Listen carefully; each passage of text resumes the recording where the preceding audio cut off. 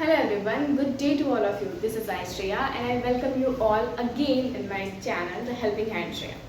So today we are going to discuss about the latent heat. This is the very most important topic of first chapter of chemistry of class 9th, in which we are going to study about a very important phenomena during any conversion of state of matter.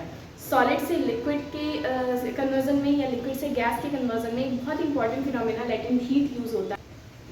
Latent heat यानी hidden heat. Latent heat का मतलब होता है hidden heat. Hidden heat मतलब छुपी हुई heat, छुपी हुई ऊर्जा। तो लेटेंट हीट होता क्या है? सबसे पहले देखो, जब भी हम किसी फॉर एग्जाम्पल हमारे पास हमने कुछ अमाउंट ऑफ आइस लिया हुआ है, ठीक है। आइस जो है, जब हमने लिया आइस को, मैं एक एग्जाम्पल से आप लोगों को समझाती हूँ कि लेटेंट हीट होता क्या है और उसे हिडन हीट यानी छुपी हुई ऊर्जा क्यों बोला जाता है। तो फॉर एग्जाम्पल हमने क्या लिया है, हमने कुछ आइस क्यूब्स अपने पास लिए हुए हैं। जिस आइस क्यूब्स का इस टाइम पे जो टेम्परेचर है वो कितना है, -3 डिग्री सेल्सियस है। कितना है? -3 डिग्री सेल्सियस है। हम सभी को पता है कि melting point of ice is जो टेम्परेचर होता है जिसपे आइस मेल्ट करना शुरू कर देता है वो होता है 0 डिग्री सेल्सियस। उसके बाद आइस जो होगा वो मेल्ट करना शुरू हो जाएगा, यानी लिक्विड फॉर्म में कन्वर्ट होना शुरू हो जाता है। तो जब हम इस आइस को हीट प्रोवाइड कर रहे हैं तो वो क्या रहा है कि ये जो -3 degree Celsius we are continuously, एक चीज ध्यान रखना, मैं जब तक ये पूरा फिनोमेना बताऊंगी, हम लोग कंटिन्यूअसली क्या कर रहे हैं, हीट प्रोवाइड कर रहे हैं, यानी हीट को हम रोक नहीं रहे हैं, हम कंटिन्यूअसली इस प्रोसेस में हीट प्रोवाइड किए जा रहे हैं। तो हमने जब थोड़ा सा हीट प्रोवाइड किया तो ये आइस धीरे धीरे जो टेम्परेचर हुआ वो राइज हुआ। ये टेम्परेचर और यहाँ हीट कंटिन्यूअसली कॉन्स्टेंटली हम लोग प्रोवाइड कर रहे हैं।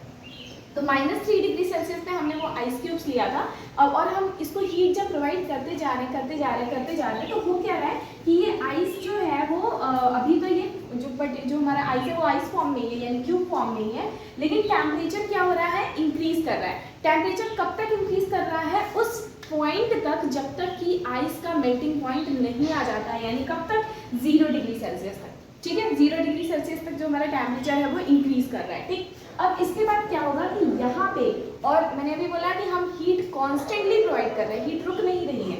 यहाँ पे 0 डिग्री सेल्सियस पे क्या होगा कि टेम्परेचर राइज करना बंद हो जाएगा, टेम्परेचर राइज करना बंद हो जाएगा। और होगा क्या कि ये अब यहाँ पे आइस जो है वो मेल्ट करना शुरू कर देंगे। अभी 1 डिग्री से, जब तक कि -1 डिग्री सेल्सियस था, -1 डिग्री सेल्सियस तक भी आइस जो था वो किस फॉर्म में था, आइस फॉर्म में ही था। लेकिन जैसे ही 0 डिग्री सेल्सियस यानी मेल्टिंग पॉइंट आता है, वैसे ही वो आइस क्या करता है, मेल्ट करना शुरू कर जाता है, मेल्ट करने लगता है। The process start happening. तो यहाँ पे आइस क्या होने लगता है, मेल्ट करना शुरू हो जाता है। और ये किस में मेल्ट होता है, वाटर में मेल्ट होता है। किस में मेल्ट होता है, वाटर में मेल्ट होता है। और जब तक कि पूरा का पूरा आइस वाटर में कन्वर्ट नहीं हो जाता है तब तक ये टेम्परेचर इंक्रीज नहीं करता है, अनलेस हम लोग हीट प्रोवाइड कर रहे हैं कॉन्स्टेंटली, लेकिन ये टेम्परेचर इंक्रीज नहीं करता है। टेम्परेचर 0 डिग्री सेल्सियस पे ही वो स्टार्ट करा था बॉयल करना, और मेल्ट करना, और जब तक कि ये पूरा का पूरा आइस क्यूब वाटर में कन्वर्ट नहीं हो जाता है तब तक ये टेम्परेचर क्या रहता है, 0 डिग्री सेल्सियस। अब यहाँ पे समझो बात को, बात ये है कि भाई हम हीट तो प्रोवाइड कर ही रहे हैं। अभी हम लोग -3 डिग्री सेल्सियस से जो हीट प्रोवाइड कर रहे थे वो यूज़ कहाँ हो रहा था, टेम्परेचर इंक्रीज करने में यूज़ हो रहा था, यानी -3 डिग्री सेल्सियस से -2 डिग्री हुआ, -1 डिग्री हुआ, 0 डिग्री आया, टेम्परेचर इंक्रीज करने में हो रहा था। और अब भी लेकिन हम हीट प्रोवाइड कर रहे हैं तो टेम्परेचर इंक्रीज क्यों नहीं कर रहा है, 0 डिग्री सेल्सियस से टेम्परेचर आगे क्यों नहीं बढ़ रहा है जब तक ये वाटर में कन्वर्ट नहीं हो जाता। ऐसा इसलिए हो रहा है क्योंकि यहाँ पे अब हम जो ये हीट अप्लाई कर रहे हैं, ये हीट दूसरी जगह यूज हो रही है। ये हीट कहाँ यूज हो रही है, ये हीट यूज हो रही है आइस को वाटर में कन्वर्ट करने के लिए। यानी अब यहाँ पे पार्टिकल्स उस हीट को क्यों यूज करेंगे, इसलिए यूज करेंगे ताकि वो एक्सटर्नल जो फोर्स ऑफ अट्रैक्शन है उससे अपने पार्टिकल्स को क्या कर सकें, दूर कर सकें, यानी कि वो सॉलिड से किस में कन्वर्ट हो सके, लिक्विड। जब पार्टिकल दूर होंगे, एक दूसरे से फार अवे होंगे, तभी तो वो सॉलिड से लिक्विड में कन्वर्ट करेंगे। यानी यहाँ पे वो अपनी एनर्जी को दूसरे डायरेक्शन में ले जा रहे हैं और वो सॉलिड से किस में कन्वर्ट हो रहे हैं, लिक्विड में कन्वर्ट हो रहे हैं। और एक टाइम ऐसा आने के बाद जब पूरा का पूरा आइस जो है वो सॉलिड वाटर में कन्वर्ट हो जाएगा, तब ये जो टेम्परेचर होगा वो फिर से स्टार्ट कर जाएगा इंक्रीज करना, फिर से क्या कर जाएगा, इंक्रीज करना स्टार्ट कर जाएगा। ये समझ में आया? जब अभी ये वाटर में कन्वर्ट हो गया, अब ये टेम्परेचर हम लोग कॉन्स्टेंटली हीट प्रोवाइड कर रहे हैं, अब ये टेम्परेचर जो है वो धीरे धीरे धीरे धीरे 1, 2, 20, 30, 40, 50, 60, 70 और एक पॉइंट पे आने के बाद ये 100 डिग्री सेल्सियस तक ये टेम्परेचर राइज कर गया। ठीक है, 100 डिग्री सेल्सियस तक ये टेम्परेचर राइज कर गया और ये 0 डिग्री सेल्सियस से लेके जैसे जैसे टेम्परेचर राइज करना शुरू हुआ, यानी 100 डिग्री सेल्सियस तक ये किस फॉर्म में है, वाटर फॉर्म में है। जैसे ही टेम्परेचर 100 डिग्री सेल्सियस पे आया, और हम सभी लोगों को पता है कि 100 degree Celsius is the boiling temperature of water, यानी 100 डिग्री सेल्सियस पे आने के बाद वाटर बॉयल करना शुरू कर देता है। किस में कन्वर्ट होने लगता है, वेपर में कन्वर्ट होने लगता है, यानी गैस फॉर्म में कन्वर्ट होने लगता है। तो जैसे ही ये 100 डिग्री सेल्सियस पे आएगा, अभी तक तो जो हम हीट प्रोवाइड कर रहे थे वो यूज हो रहा था टेम्परेचर को राइज करने में। अब यहाँ पे क्या होगा कि टेम्परेचर राइज करना बंद कर जाएगा, यहाँ पे टेम्परेचर राइज करना बंद कर जाएगा। और अब क्या होगा कि जो ये वाटर था, यहाँ तक ये जो ये वाटर था, ये पूरा किस में कन्वर्ट होने लगेगा, वेपर में कन्वर्ट होने लगेगा। यानी कि पूरी जो एनर्जी है, यानी पूरा जो टेम्परेचर है वो कहाँ यूज होगा, वो अलग डायरेक्शन में यूज होगा। और वो डायरेक्शन क्या होगी, वाटर को गैस में कन्वर्ट करने की। यहाँ जब तक कि पूरा का पूरा वाटर गैस में कन्वर्ट नहीं हो जाता है, तब तक टेम्परेचर राइज नहीं करेगा, टेम्परेचर रुका रहेगा। और एक बार जैसे ही ये पूरा का पूरा पानी गैस में कन्वर्ट हो गया, टेम्परेचर वापस इंक्रीज करना शुरू कर जाएगा, टेम्परेचर वापस से बढ़ना शुरू हो जाएगा। तो अब देखो, दो जगह ऐसा हुआ है जहाँ पे टेम्परेचर जो है वो स्टॉप हो गया था इंक्रीज करना, अनलेस हम लोग हीट प्रोवाइड कर रहे थे।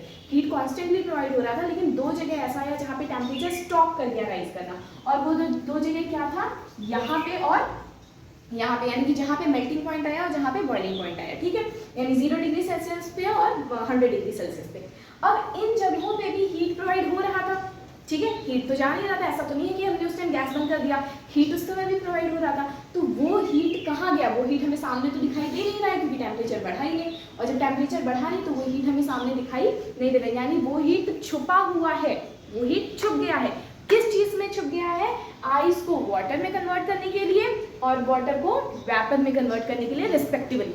ठीक है, सो उस हीट को, जो हीट उस समय छुप जाता है और एक स्टेट को दूसरे स्टेट में कन्वर्ट कर देता है, that heat is known as hidden heat और लेटेंट हीट। यानी उस हीट को क्या बोला जाता है, हिडन हीट और लेटेंट हीट बोला जाता है। So the heat which is absorbed, जो हीट एब्जॉर्ब कर ली जाती है during the change of state of matter, that heat is known as latent heat. ठीक है, लेटेंट हीट जो होते हैं वो दो तरीके के होते हैं, एक होता है लेटेंट हीट ऑफ फ्यूजन और दूसरा होता है latent heat of vaporisation. Latent heat of fusion, fusion यानी सॉलिड से लिक्विड में कन्वर्ट होना, और वेपोराइजेशन यानी लिक्विड का गैस में कन्वर्ट होना।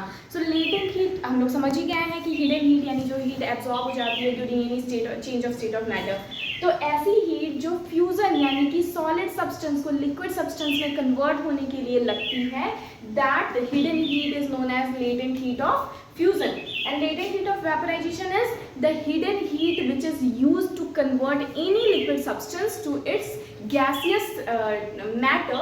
That hidden heat or that latent heat is known as latent heat of vaporization. तो I hope latent heat आप लोगों को clear हो गया होगा। ये एक ऐसी पॉइंट है जो बच्चों को बहुत ज़्यादा कंफ्यूज करती है, तो इसमें कंफ्यूज होने वाली बात बिल्कुल भी नहीं है। बस आप लोग इतना ध्यान रखिए कि लेटेंट हीट का मतलब होता है हिडन हीट, जो कि छुपी रहती है, जहाँ पे टेम्परेचर इंक्रीज नहीं करता है, और वो हीट सिर्फ और सिर्फ स्टेट ऑफ मैटर को चेंज करने में यूज होती है, यानी सॉलिड को लिक्विड में चेंज करने के लिए, लिक्विड को गैस में चेंज करने के लिए। सॉलिड को लिक्विड में चेंज करने के लिए हम लेटेंट हीट ऑफ फ्यूजन का यूज करते हैं, और लिक्विड को गैस में चेंज करने के लिए हम लोग लेटेंट हीट ऑफ वेपोराइजेशन का यूज करते हैं।